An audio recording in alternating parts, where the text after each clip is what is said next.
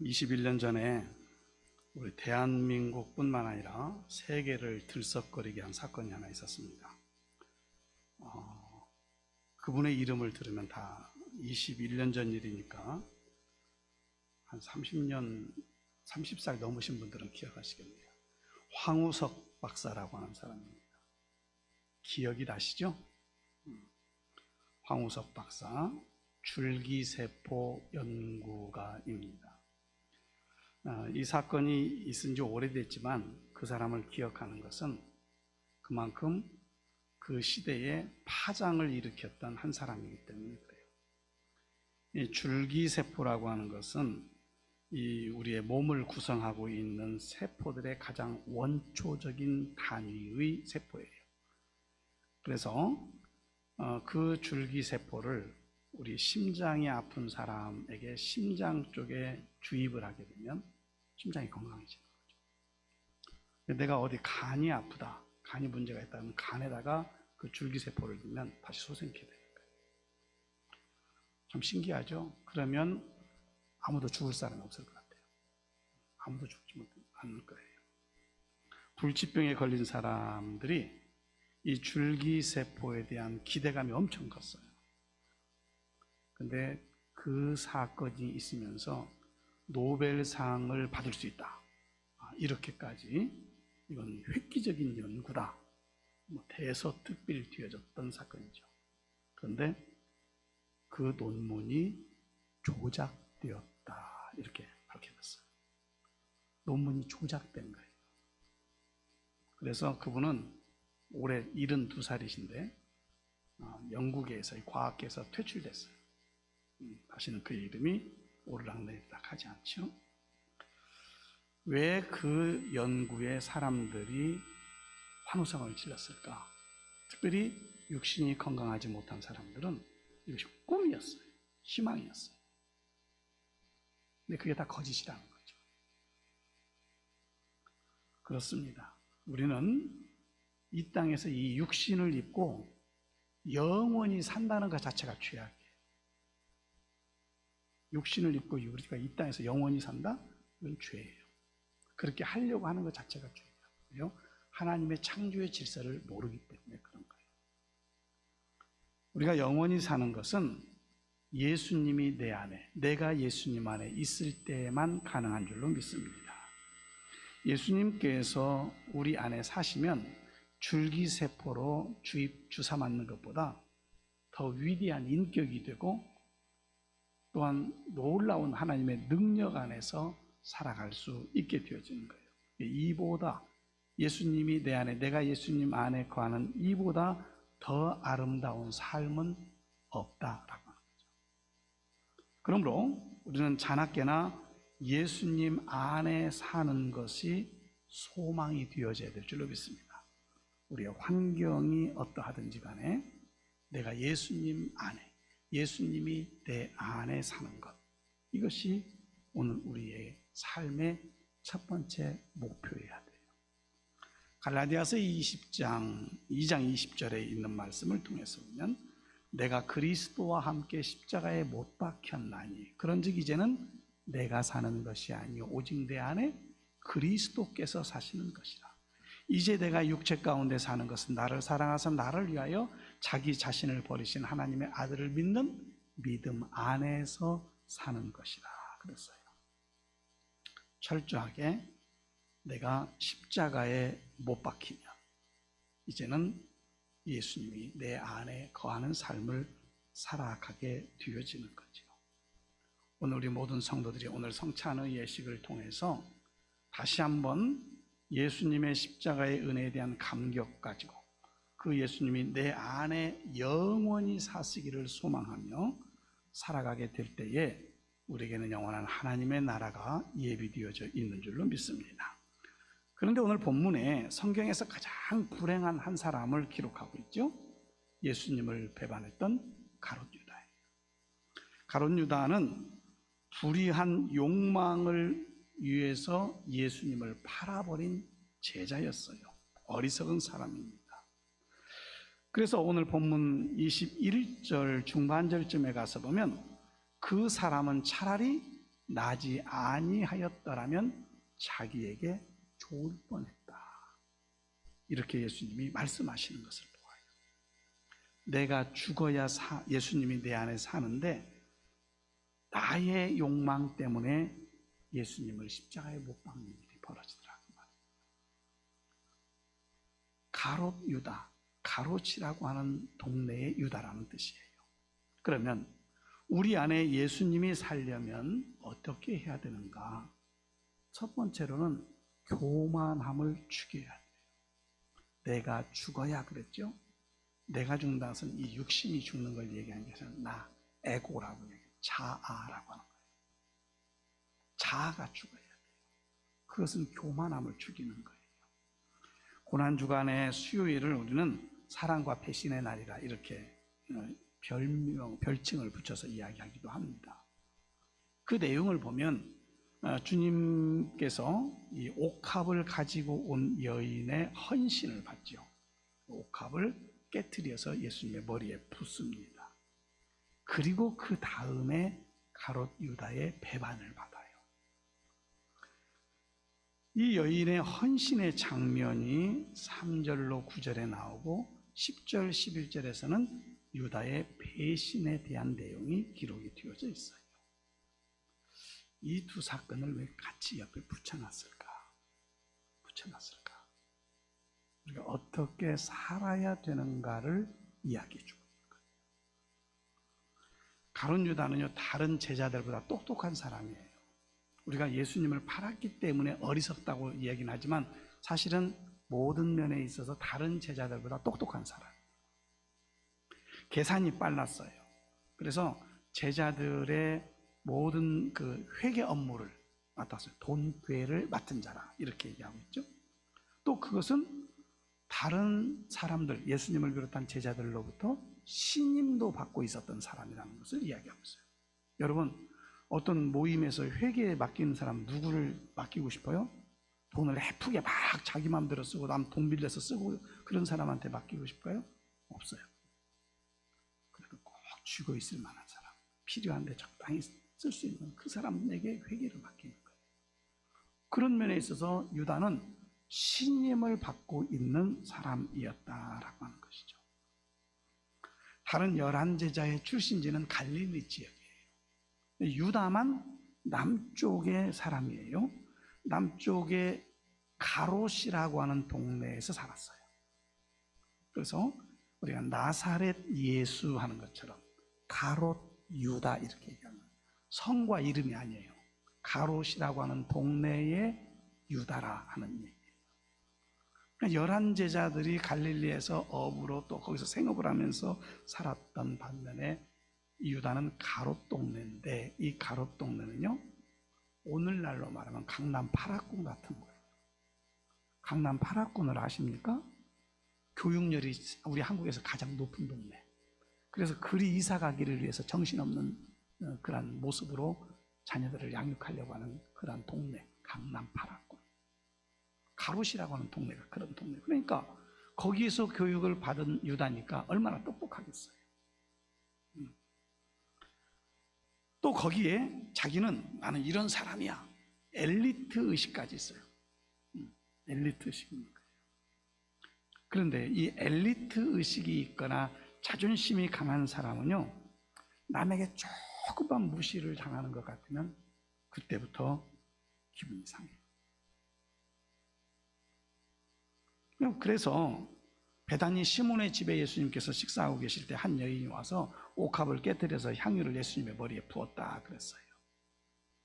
근데 그 향유의 가치를 300데나리온이나 하는 향유라고 그랬어요. 이 300데나리온은 당시에 노동자가 1년간 벌어모은, 쓰지도 않고 1년간 벌어 모은 돈을 300데나리온이나 이렇게 값을 쳤어요. 오늘날의 어떤 사람의 한 해의 연봉과 비교할 수 있겠죠.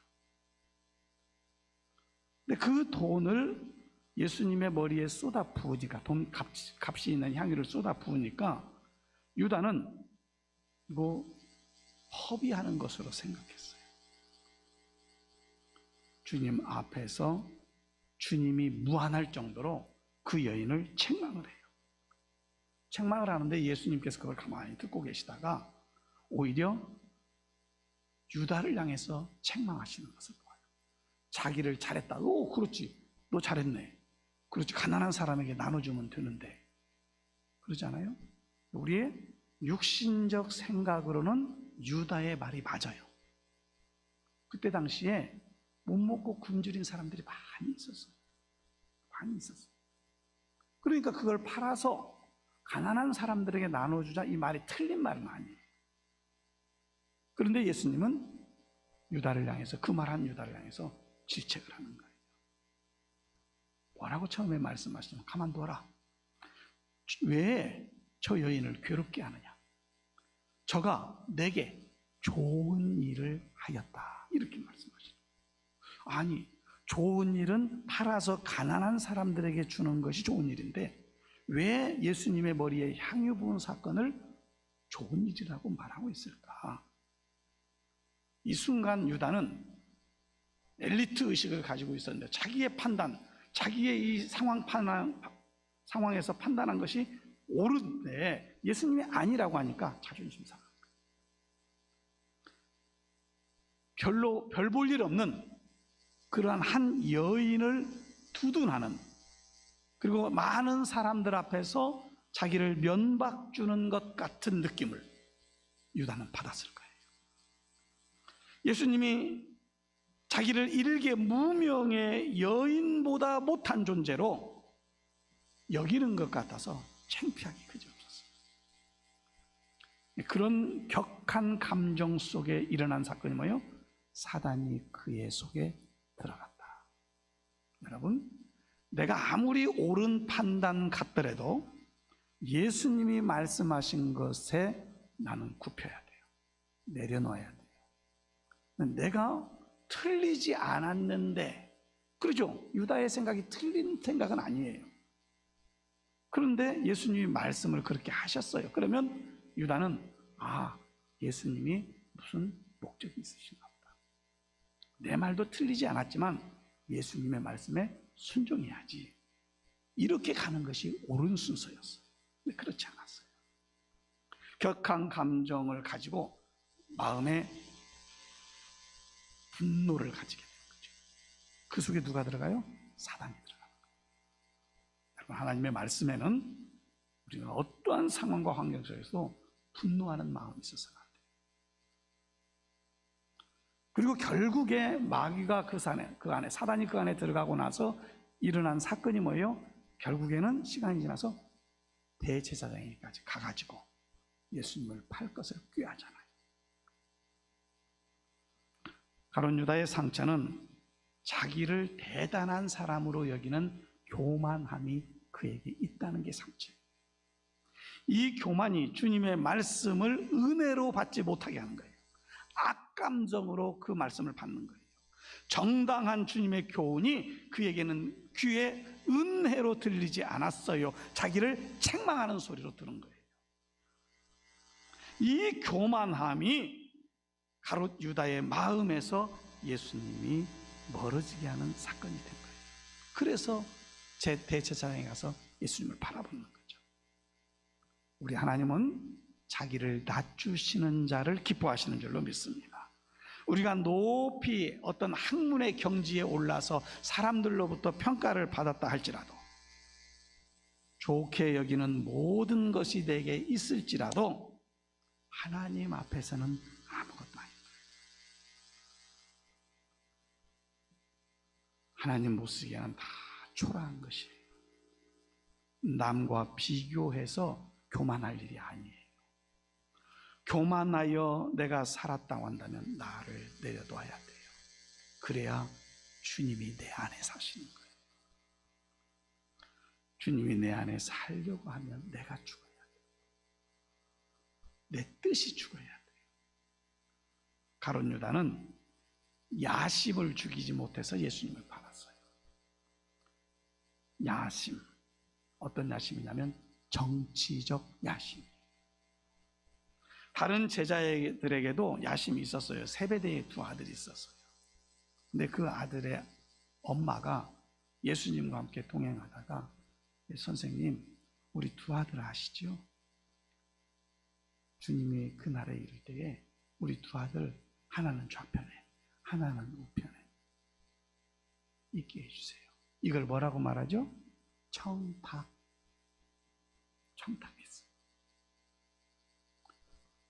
청탁을 한 모습 속에 그 엄마가 두 아들에게 뭐라고 했을까요? 이건 제가 성경에 안 나오는 얘기만 그 상황적인 각색을 해보면, 얘들아, 내가 너희 선생님한테 다 말해놨어. 걱정하지 마. 이런 말 했을 거예요. 그러니 이 세베대의 두 아들이 우리가 언젠가는 예수님 좌편 우편에 있을 거다. 다른 제자들이 그 얘기를 듣고 화가 났어요.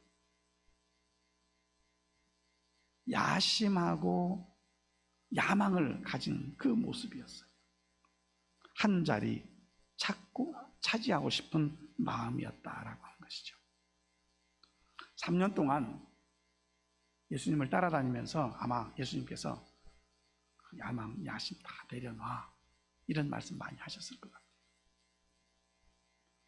그러나 그들의 마음에, 그리고 유다의 마음에는 여전히 예수님께서 놀라운 능력으로, 많은 능력을 받잖아요.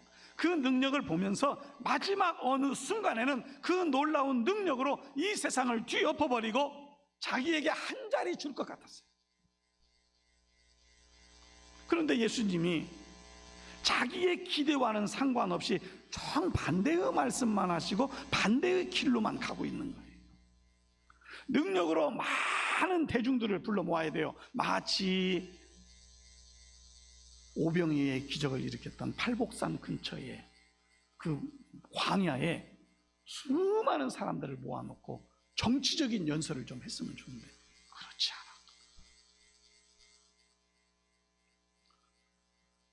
이것이 유다의 마음의 하나의 서운함이었어요. 비천한 사람들과 어울려서 식사하시는 것, 그리고 내가 어느 날에 어느 순간에 내가 예루살렘으로 올라가서 왕의 자리에 오를 거다, 나를 따르라, 이런 말 해주셨으면 얼마나 좋았을까? 그런데 예수님이 그런 말을 안 하시는 거예요. 하시는 말씀은 내가 몇 날이 못 돼서 저 성전을 헐어버리고 내가 그 성전을 다시 3일 만에 세울 거다, 이런 말씀만 하시고 돌아가실 이야기만 하시는 거예요. 야심을 가졌던 가롯 유다에게 있어서 너무 답답해요. 속상해요. 내가 지금 잘 동아줄을 제대로 잡고 있는 것인지, 썩은 동아줄을 잡고 있는 것인지, 이거 어떤 것인지 혼란이 오는 거죠. 유다는 자기의 이 야심, 야망과 비전을 착각했어요. 비전과 야망은 다른 거예요. 비전은 하나님이 주신 꿈이에요. 그러나 야망은요, 자기의 욕망을 채우기를 한 거예요. 유다는 자기의 욕망 속에 갇혀 있었어요. 왜 주님의 뜻을 맞추지 못할까요? 내가 죽지 않아서 그래요. 내가 죽지 않으면 주님의 뜻에 맞추지 못해요. 자꾸 주님을 끌어내려가지고, 주님, 내가 이런 생각 가지고 있는데 내 생각에 맞춰져야 옳은 거 아닐까요? 이런 생각, 야망을 가진 자의 생각이에요. 하나님의 뜻을 구하지 않고 날마다 내 뜻을 놓고 기도하는 거예요. 그러니 우리 주님께서 나와 함께 하실 수가 없는 거예요. 육신의 생각은 하나님과 원수되는 길이라고 말하고 있어요. 겸손히 내 뜻을 내려놓고 하나님의 뜻을 구하는 것, 이것이 그리스도 안에 있는 제자의 걸어갈 길이라고 하는 사실이죠. 만약에 우리가 하나님의 뜻이 어디 있는지 잘 모르고 분간할 수 없다면 이렇게 기도하면 돼요. 하나님, 내가 여기 있습니다. 주님의 뜻을 밝혀 주옵소서. 그렇게 엎드릴 때에 하나님은 성령을 통해서 나에게 하나님의 뜻이 무엇인가를 가르쳐 주시더라고요. 우리의 소원을 들으시는 주님께서는 내 욕구를, 내 욕망을 채워주시는 주님이 아니세요. 그러므로 내 뜻을 내려놔야 돼요. 이것을 내 뜻을 죽인다, 이렇게 표현하고 싶어요. 세 번째로는 탐심을 버려요. 가룟 유다에게 있어서 결정적인 약점이 있다고 한다면 그것은 물질에 대한 욕심이었어요. 그래서 옥합을 깨뜨리는 그 여인에게 선교와 구제하는 것을 당위성으로 내어놓으면서 그것을 팔면 300데나리온 받을 수 있다는 생각을 한 거죠. 근데 성경은 그 유다에게 어떻게 표현하고 있냐면 저는 도적이라 돈꾀를 맡아 그것을 훔쳐가기 위함이라고 했어요. 팔아먹을 것이 없어서 예수님도 팔잖아요. 이 말이 뭐예요? 탐심이 그 안에 가득 차 있었다. 이 욕심은 유다의 욕심으로만 그칠까요? 혹여 나에게 어떤 탐심은 없을까요? 물질이나 명예나 권세나 이성, 내가 무엇에 약한가? 누구나 다 약점은 있어요. 그런데 그 약점을 아는 사람은요, 그 약점을 드러내려고 하지 않죠. 그 약점을 누르고 이겨가려고 하는 거예요. 부자 청년이 예수님을 찾아왔어요. 어떻게 하면 영생을 얻을 수 있습니까? 예수님이 율법을 지켜라. 제가 율법 다 지켰는데요. 그러면 네가 가지고 있는 물건 다 팔아서 가난한 사람에게 주고 그 다음에 나를 와서 따르라 말씀하세요.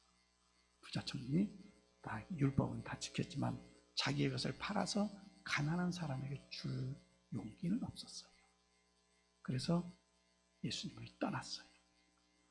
우리는 다윗을 합니다. 다윗은 이스라엘의 가장 큰 영토를 확장했고 그 백성들이 평안하게 살 수 있도록 정치를 매우 잘한 이스라엘의 성왕이에요. 그런데 그 다윗에게 걸린 문제는 뭐예요? 여자 문제였어요. 여자. 오늘날 그리스도인들이 남편과 아내는 따로 있고 애인은 또 따로 둔대. 남편은 남편이고 아내는 아내고 애인은 또 애인이래. 이 그리스도인의 정신인가요? 내가 그리스도인이라면 오늘 다윗과 같은 길을 걸어서는 안 됩니다. 베드로 자기의 목숨을 너무 사랑했어요. 그래서 거짓말을 하죠.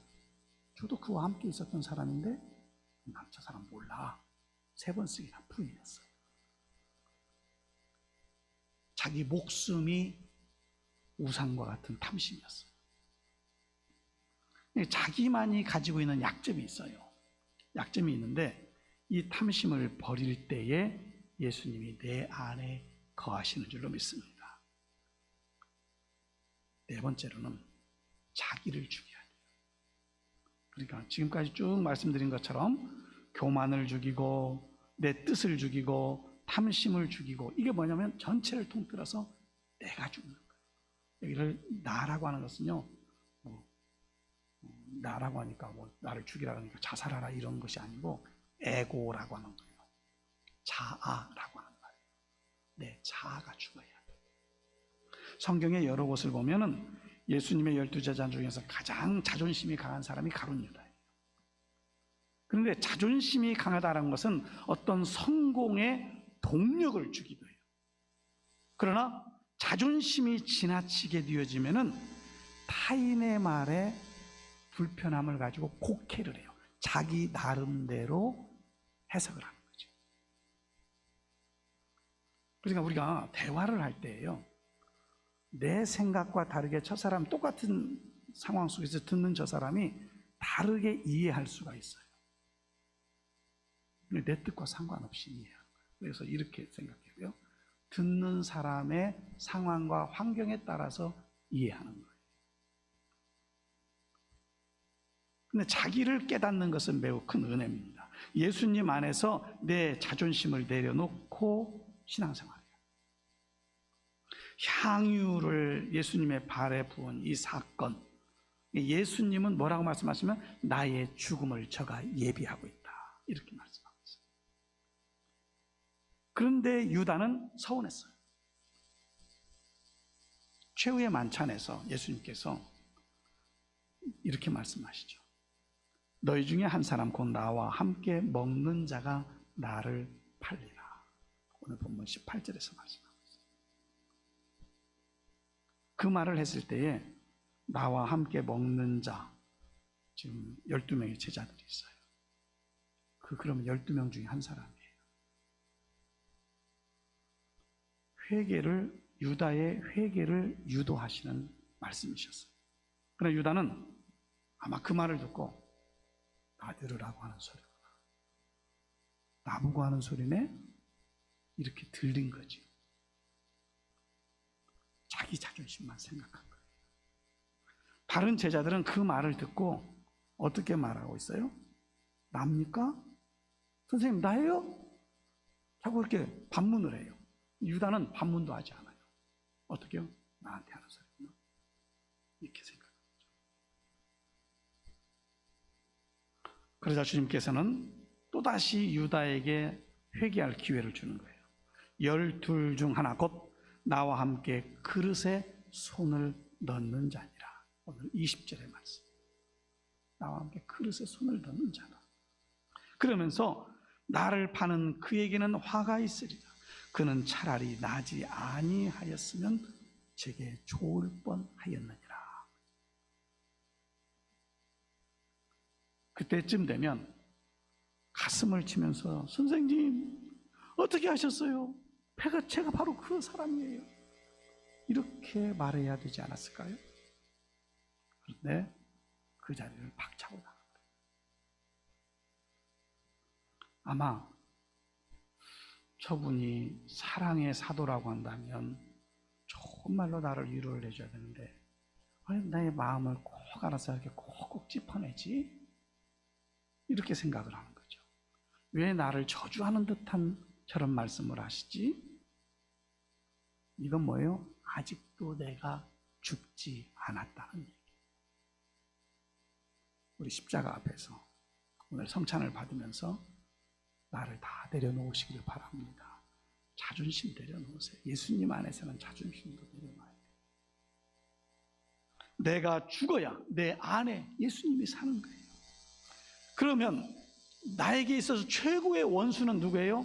다른 어떤 사람이 아니에요. 내가 원수인 거예요. 그 나를 내려놔야만 돼요. 아무리 나를 살펴봐도 나는 선한 구석이 하나도 없어요. 주님을 뒷전에 둔 적이 얼마나 많습니까? 주님을 무시한 적이 얼마나 많습니까? 내 뜻보다는 주님의 뜻을 구해야 되는데 내 뜻을 앞세운 적이 얼마나 많습니까? 오늘 말씀을 생각하면서 교만을 죽이고 내 뜻을 죽이고 탐심을 죽이고 내 자아를 죽일 때에 주님이 내 안에서 사시는 거죠. 오늘 성찬을 받으면서 떡과 포도주를 나눕니다. 주님께서 내 살이다, 내 피다, 이것을 먹어라, 나를 기억하라 그랬어요. 오늘 이 성찬의 자리에 떡과 포도주, 주님의 흘리신 피를 상징하는 이 포도주를 받으면서 주님을 기억하시길 바랍니다. 그리고 그것이 내 목을 통해서 내 안에 있는 것처럼 주님이 내 안에 있는, 주님이 내 안에 거하시는 그러한 삶을 살아가는 우리 성도들이 되기를 주님의 이름으로 축복합니다. 그 삶을 살아갈 때에 하나님은 여러분의 기도를 들으시고 여러분들의 상황과 모든 상황을 아시고 판단하시며 의의 길로, 선한 길로, 응답의 길로 역사에 가실 줄로 믿습니다. 이 은혜가 우리 모든 성도들 가운데 있기를 주님의 이름으로 축원합니다. 기도합니다. 살아계신 하나님, 내가 죽어야 내 안에 예수님이 사신다라고 하는 이 사실을 우리가 다시 깨닫고 내 안에 있는 교만도, 내 뜻도, 탐심도, 내 자아도 다 십자가 앞에 내려놓고 죽여서 오직 내 안에 예수님이 사는 복된 삶을 살기를 원합니다. 성령님 함께하여 주시옵소서. 거룩하신 예수님의 이름으로 기도드립니다. 아멘.